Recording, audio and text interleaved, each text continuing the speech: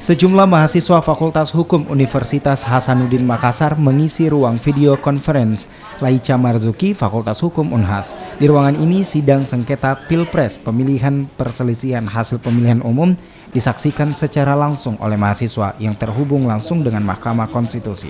Jalannya persidangan ini menjadi sarana belajar bagi mahasiswa khususnya tentang konstitusi dan demokrasi.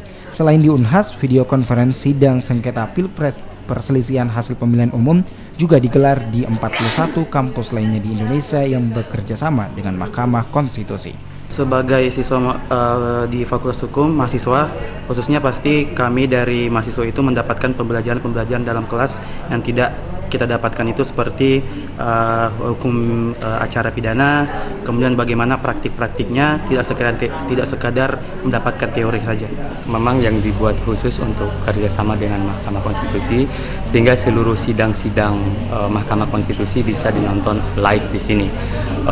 Bukan hanya sengketa Pilpres sebenarnya, tetapi juga sidang-sidang yang lain bisa dari sini.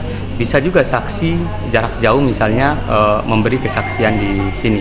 Jadi ini kerjasama bukan hanya dengan Fakultas Hukum, tetapi ada sekitar 40-an lebih universitas yang memiliki video conference, dan ini memang langsung ditangani oleh Mahkamah Konstitusi.